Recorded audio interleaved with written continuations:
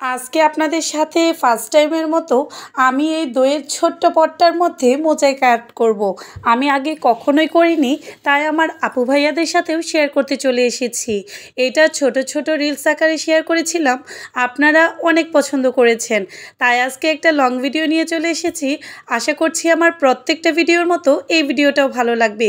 এই যে দইয়ের ভাঁড়টা মানে দইয়ের পটটা দেখতে পাচ্ছেন, এইটা আমি দই খাওয়ার পর আর ফেলে দেইনি, রেখে দিয়েছিলাম। এখন এটাকে কাজে লাগিয়ে খুব সুন্দর একটা মোজাইক আর্ট করব।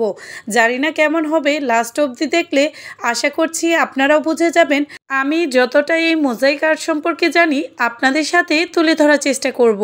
প্রথমে আমি এই পটটাকে সুন্দরভাবে পরিষ্কার করে নিয়েছি, আর এখানে আমি কিছু মিরর নিচ্ছি। যেহেতু আমি নতুন, আমার কাছে এক ধরনের মিরর ছিল না, অনেক ধরনের ছিল, তাই আমি সব রকম ডিজাইনই চেষ্টা করেছি এটার উপরে লাগানোর জন্য। যতটা ঘন করে দেওয়া যায়, আমার মনে হয়েছে এই ডিজাইনটা ততই সুন্দর হয়। আমি ফেভিকলাটা দিয়ে প্রথমে স্কোয়ার শেপ, তারপরে এখানে ত্রিভুজ আকৃতির শেপটাও দিয়ে দিচ্ছি। এখানে আমি কয়েকটা ডিজাইন লাগাবো, আপনাদের পছন্দ অনুযায়ী যে কোনো ডিজাইনই নিতে পারেন। এই তো আমি ফেভিকলাটা দিয়ে এক লাইন করে এই ডিজাইনগুলোকে সেট করে দিচ্ছি। একটা কথা মনে রাখবেন, মোজাইক আর্ট করার সময় এই যে এখন মিররটা লাগাচ্ছেন, এইটা যতক্ষণ পর্যন্ত না ভালোভাবে শুকিয়ে যাবে ততক্ষণ পর্যন্ত এইটার উপরে মোজাইক পেস্টটা দেওয়া যাবে না। আমি প্রথম একবার এই ভুলটা করেছিলাম, তাই আপনাদের সাথে শেয়ার করে দিলাম।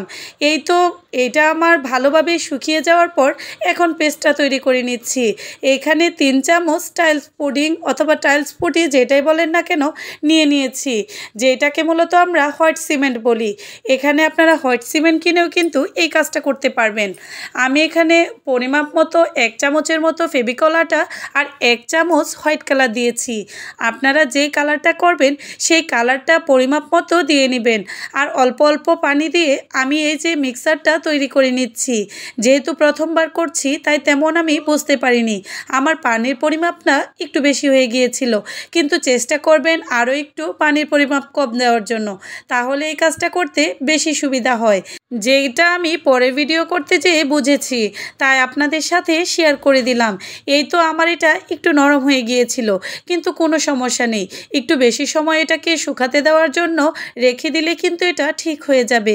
কিন্তু এতটা কষ্ট না করলে মিক্সারটা মিক্স করার সময় পানিটা একটু কম দিবেন। কথা বলতে বলতে আমার পুরোটার মধ্যেই কিন্তু এই যে মিক্সারটা তৈরি করে রেখেছিলাম মোজাইক আর্টের, সেটা দিয়ে দিয়েছি। আমি এখন 1 ঘন্টা পরে এসেছি, আর এই তো একটা সুতি কাপড় দিয়ে পানিতে ভিজিয়ে ভিজিয়ে এটা সুন্দরভাবে পরিষ্কার করে নিচ্ছি। এই কাজটা কিন্তু একটু ধৈর্য নিয়ে করতে হবে, তাহলে আপনারা এরকম সুন্দর একটা আশাস্বরূপ ফল পাবেন। দেখতেই পাচ্ছেন জিনিসটা কতটা সুন্দর হয়েছে, বিশ্বাস করবেন না যদি একবার বানিয়ে চেষ্টা না করেন। আল্লাহ হাফেজ।